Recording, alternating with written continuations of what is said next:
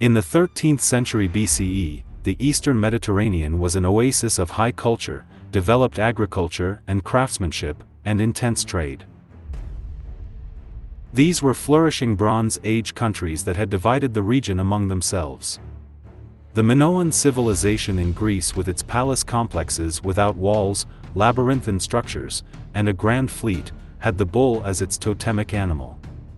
Numerous frescoes depicting bull-leaping games have been preserved.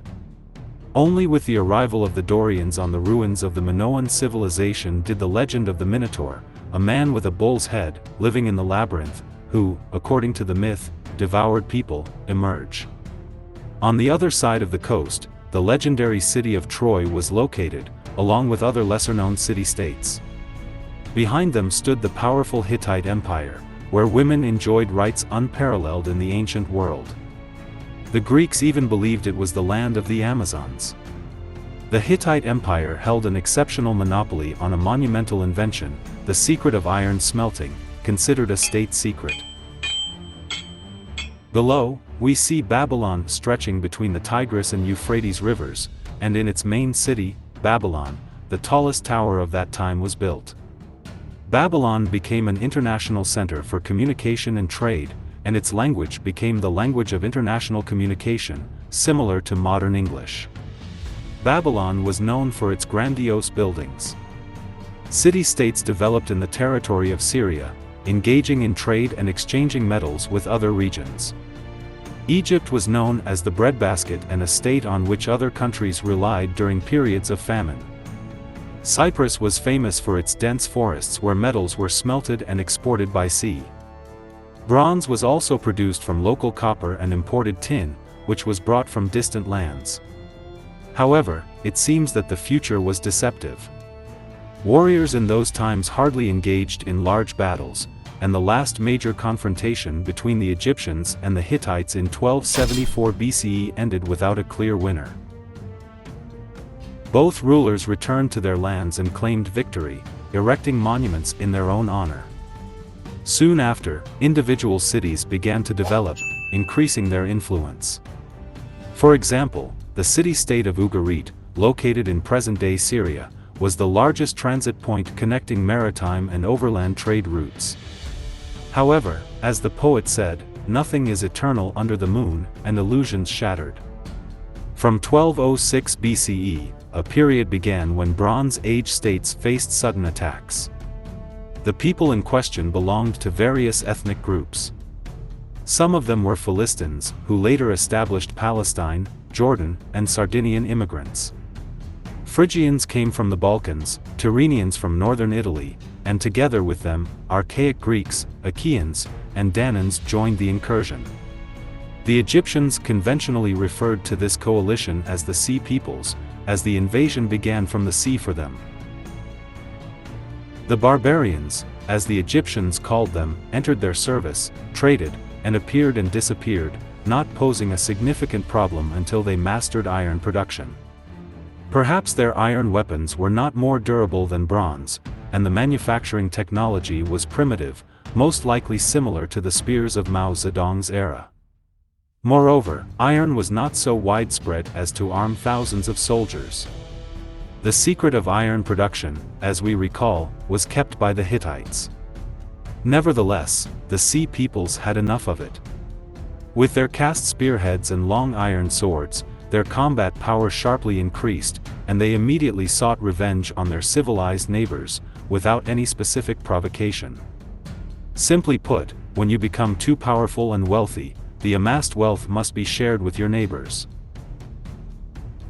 However, it would be naive to assume that the barbarians dwelling in the forest suddenly learned to smelt iron and immediately, as if by command, launched themselves against developed states, leaving nothing standing in their wake for 50 years.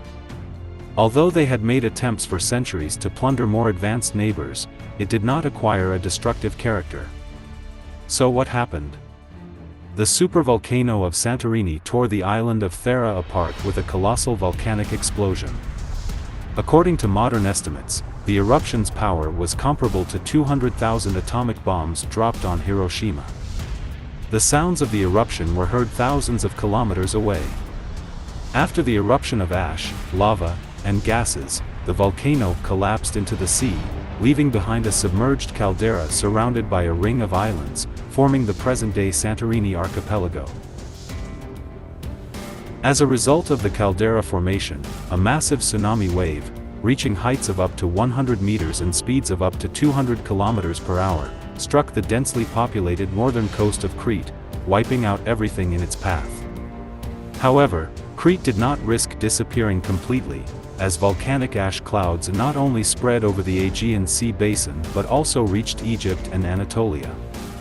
The Achaeans invaded the ruins of the Minoan civilization, occupying surviving settlements such as Athens, Argos, and others, while the native population, fearing retribution, retreated deep into the mountains. Settlements like Carphi were founded there. Those who did not wish to live in the mountains fell under the attacks of the passionate Dorians. The Dorians, northern Greeks, established the brutal city-state of Sparta. The Greeks, having settled in new territories, invaded Troy and destroyed other states. In alliance with semi-Greeks and other marauders, they obliterated the Hittite kingdom, and the capital of Hattusa never rose again. Naturally, every state had a few enemies waiting for the opportune moment. The fall of one state or city opened the way for new large-scale invasions. Almost every city between Troy and Gaza was destroyed. Often after raids, people abandoned the cities and never returned. This is evidenced by the discovered hoards hidden by local residents from the invaders over millennia.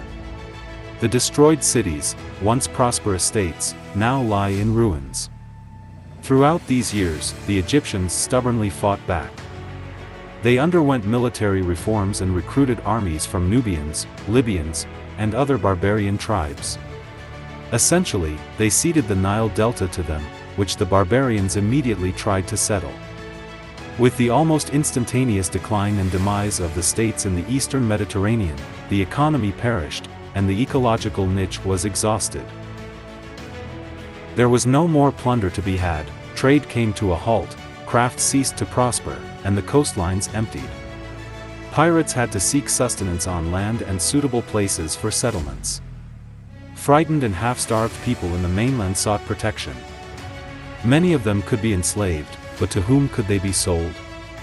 Naval warbands had to seek sustenance on land and find suitable places for settlements. They recalled the wisdom of agriculture and crafts. Thus began the era of the Dark Ages. Although limited information is available regarding this era, it is distinguished by a cultural decline and the erosion of written records. We appreciate your time and attention. We would love to hear your thoughts and feedback, so please feel free to leave your comments down below in the comments section. Don't forget to subscribe to our channel, Echoes of the Ancient World, to stay updated with more captivating content like this. Thank you once again for watching, and we look forward to seeing you in our future videos. Goodbye for now.